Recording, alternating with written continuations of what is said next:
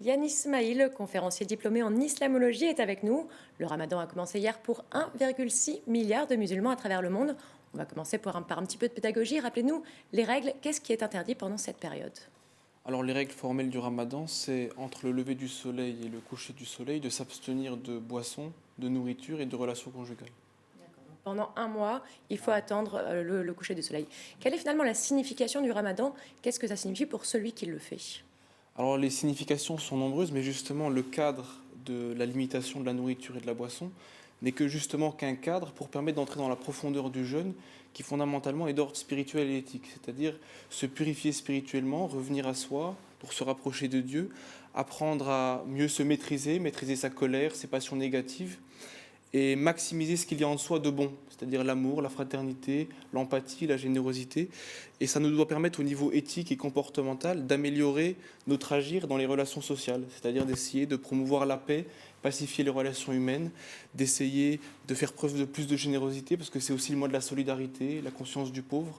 Et donc on appelle les gens à donner un peu plus d'eux-mêmes, donner de leur bien, dans le sens de la solidarité et de la générosité.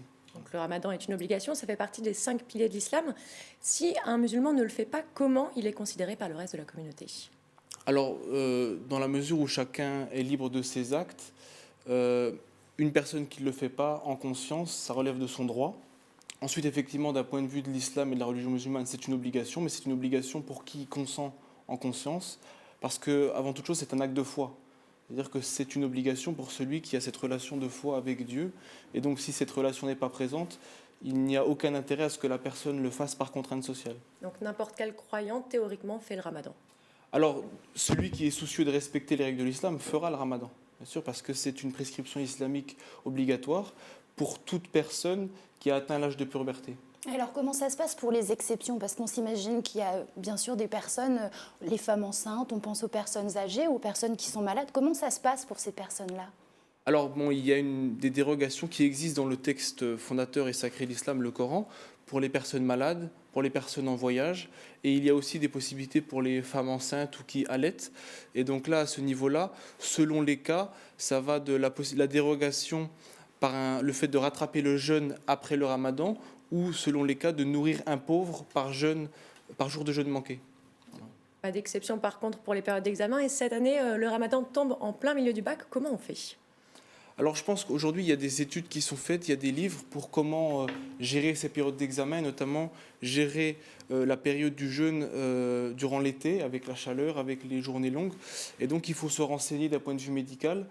Et je pense que la foi et la spiritualité et la bénédiction qui entoure le ramadan pourra être, si vous voulez, pourra compenser la difficulté physique lors des examens. D'accord. Et si la personne décide justement de repousser d'une semaine pour faire ses examens, ça peut entrer dans ce que demande la religion?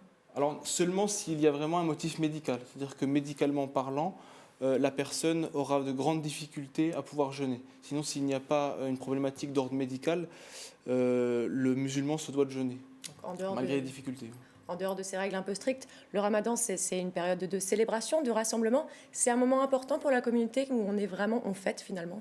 C'est un moment très important parce que à la fois il permet de créer des liens de fraternité et d'empathie au sein même de la communauté musulmane, parce qu'il y a notamment des ruptures du jeûne collectif dans les différentes mosquées en France et à travers le monde.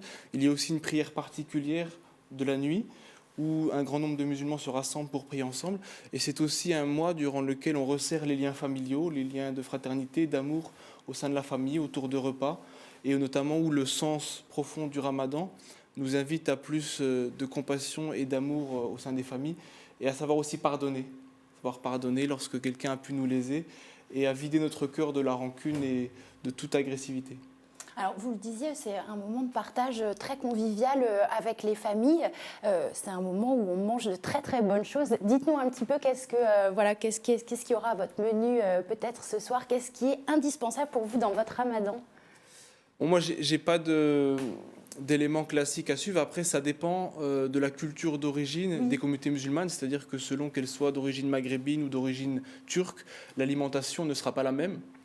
Mais par exemple, pour le cas de la communauté maghrébine marocaine, par exemple, il y a toujours ce qu'on appelle la harira, qui est une soupe particulière que les Algériens appellent la shorba. et un certain nombre d'aliments, de gâteaux qu'on retrouve chaque année. Mais je voudrais quand même rappeler un élément important, c'est que même si culturellement parfois on est dans un excès de consommation au niveau de la nourriture, d'un point de vue religieux et spirituel, le mois de Ramadan devrait plutôt être celui de la rupture et de l'éthique de la consommation, où on modère nos ardeurs en termes de consommation et qu'on évite tout gaspillage.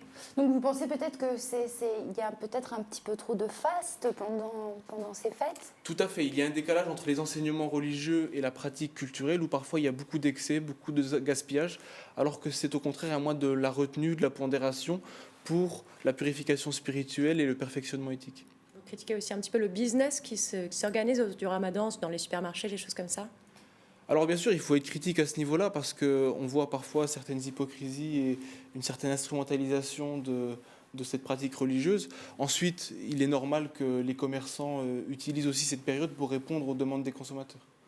Et est-ce que cette année, on l'a vu dans le JT de Marie, les attentats de janvier restent vraiment dans les consciences. Est-ce que du coup, ça a une connotation plus particulière cette année, ce Ramadan?